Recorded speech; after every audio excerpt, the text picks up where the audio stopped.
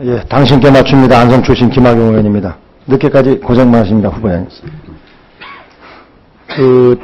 좀 전에 우리 최현식 의원님께서도 말씀이 계셨습니다만은 특정 종교에 관한 편향과 관련해서 일부 우려의 목소리가 있는 것 같습니다. 그래서 제가 확인 차원에서 다시 한번 좀 말씀을 드리겠습니다.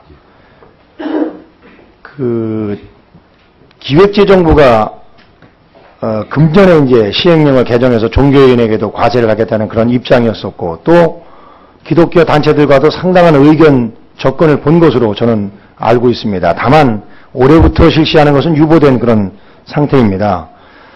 후보자님께서 아까 말씀을 하셨습니다마는 법무부 장관으로 임명된 이후에 정부에서 이 종교인 과세에 대한 방침을 확정해서 추진한다면 후보자는 어떻게 하실 생각이십니까?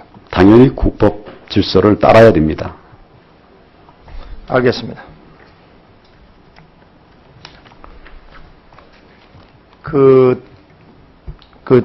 특정 종교 편향과 관련해서 또 하나가 소위 재범과 관련해서 또 말씀을 하신 적이 있으시더라고요. 교화하는 것과 관련해서요. 이 대단히 중요한 문제 같은데요. 최근에 묻지마 범죄라던가 또 성폭력 범죄 이런 것이 사회적으로 아주 중대한 문제로 이미 부각되어 있거든요. 특히 이런 범죄를 보면은 교도소에 출소한 이후에 사회에 적응하지 못하고 다시 범죄를 저질러서 재복역하는 그런 인원들이 대다수를 차지하고 있는 것으로 자료에 나와 있습니다. 법무부에서 제출한 최근 4년간 출소자 재복역률에 따르면 매년 전체 출소자의 22%, 조금 확대하면 5명 중에 1명꼴로 재복역하는 것으로 나타나 있습니다. 범죄에 대해서 엄단하는 것도 중요하지만 사실은 이런 재발을 방지하는 것이 훨씬 더 중요하다고 저는 생각이 됩니다. 어떻게 생각하십니까? 네, 그렇게 생각을 합니다. 그렇다고 하면은 이 범죄 예방과 자립을 위해서 이 갱생보호 사업 보다 효과적으로 추진될 수 있도록 안정적인 지원을 해야 된다고 저는 생각이 됩니다. 법무부에서 한국법무보호복지공단을 운영해서 여기서 숙식을 제공하고 또 취업을 알선하고 또 창업 지원도 하고 직업훈련도 하고 이런 여러 가지 일들을 하고 있습니다. 제가 공단의 갱생보호 기간 동안 갱생보호 서비스를 받은 자들의 재범률을 살펴봤더니 0.5%에서 3.6% 수준으로 전체 출소자의 3년 이내 재복역률 22%보다 아주 낮은 그런 수준을 나타내고 있습니다. 다시 말씀드리면은 현재 공단의 갱생보호 사업이 출소자의 재범 방지 그리고 건전한 사회복귀 추진에 큰 효과를 거두고 있다고 저는 생각이 됩니다. 근데 자료를 또 이제 꼼꼼히 살펴봤더니 2006년부터 2011년까지 갱생보호 분야와 교정 분야에 투입되는 예산과 인력을 비교해 보면은 이게 정반대 현상이 나타나고 있습니다. 교정본부 운영과 관련해서는 대상자가 1.9% 감소했는데 예산은 26% 증가했고 또 예산 대비 대상자 1인당 지원 경비도 29% 늘었고 직원 정원도 11% 늘었고 또 직원 1인당 관리 대상자는 12% 감소했습니다. 갱생보호 서비스 관련해서는 대상자가 12% 늘었고 예산은 16% 그리고 예산 대비 대상자 1인당 지원 경비는 4% 늘었고요. 그리고 직원 정원은 오히려 5% 줄었습니다. 그리고 직원 1인당 관리 대상자는 17% 늘었습니다. 다시 말씀드리면은 이 교정 분야의 수용 인원은 매년 감소하고 있는데 예산과 교도관 정원은 크게 증가하고 있어서 업무 여건이 점차 개선되고 있는 반면에 이 갱생보호 분야의 경우에는 대상자는 오히려 증가하고 있는데 예산 증가율이나 여러 가지 여건이 교정 분야에 대해서 현저히 낮은 그런 수준입니다. 또 공단의 직원 정원도 감소하고 있어서 직원 1인당 관리하는 대상자가 17%나 늘어나는 등 업무 여건이 상대적으로 열악한 그런 실정입니다. 혹시 이런 사실 파악해 본 적 있으십니까? 제가 미처 다 파악을 못하고 있었습니다.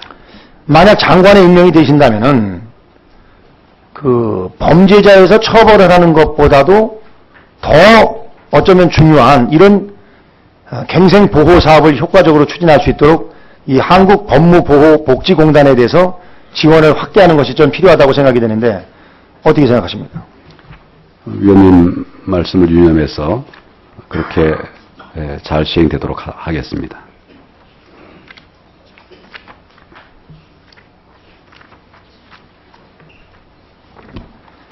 제가 아까 두 번째 질의 때 이 성폭력 관련해서 좀 말씀을 좀 드린 적이 있는데요. 국정감사도 제가 지적을 했습니다마는 얼마 전에 20대 여성을 성폭행하고서 살해하고 또 시신을 잔인하게 훼손한 오원춘에 대해서 지난 1월 16일 대법원에서 무기징역을 확정한 바 있습니다. 알고 계시죠? 예, 알고 있습니다. 그때 상당히 국민들이 분노를 한 것으로 제가 기억을 지금도 생생히 하고 있는데요. 물론 양형이라는 것이 있기는 있습니다만은 이 성폭력 범죄의 특수성 그리고 범죄의 잔인성 측면에서 봤을 때는 너무나 무딘 그런 판결이 아니냐 이런 국민적인 법감정이 있는데 이 부분에 대해서는 어떻게 생각하십니까? 법원의 판결에 대해서 제가 말씀드리는 것은 적절하지 않은 것 같습니다. 아니 검찰의 구형과 관련해서요. 검찰의 구형도 제가 정확하게 보고 듣지는 못했습니다. 이 부분에 대해서 좀 생각을 깊이 해주시길 부탁을 드리고요. 이 성폭력 범죄를 예방할 수 있는 혹시 무슨 대책 같은 거 평소 생각한 거 있으면 좀 말씀을 해주시죠. 그 성폭력 범죄를 예방하는 문제는 한두 기관의 문제가 아니라고 생각합니다. 우리 법무부도 관심을 가져야 되지만은 여러 기관들이 같이 잘 공조해서 예방 또 범행을 방지하는 억제력 그리고 사후 교정까지 좀 종합적으로 범국가적인 노력이 필요하리라고 생각합니다. 위원장님 1분만 더 주시죠. 지금 후보자께서 좋은 말씀하셨는데요. 제가 지난 19일 날 법무부 현안 보고를 받아보니까 이 성범죄자 신상 정보와 관련해서 경찰청 등 유관기관과 업무 협조가 원활하지 않은 것으로 알고 있습니다. 취임하시면은 이 파악을 한번 좀 해보시길 부탁을 드리고요. 또 그리고 작년 12월 헌법재판소의 전자발찌 착용 소급 합헌 결정으로다가 이 전자발찌 착용 대상자가 대략 한 1000명 수준에서 금년 말에 3000명 정도로 다 급증할 것으로 예상이 됩니다. 네. 다시 말씀드리면은 관리 감독이나 이 성폭력 관련 법률 개정에 따른 신규 제도에 따른 시행 대책이 지금 마련이 될 것으로 생각이 되거든요. 네. 이 부분에 대해서 좀 꼼꼼히 계획을 세워주시길 부탁을 드리겠습니다. 알겠습니다. 잘 파악해서 차질이 없도록 하겠습니다. 네, 이상입니다. 네, 수고하셨습니다. 다음 진보정의당의 서기호 의원님 질의해 주십시오.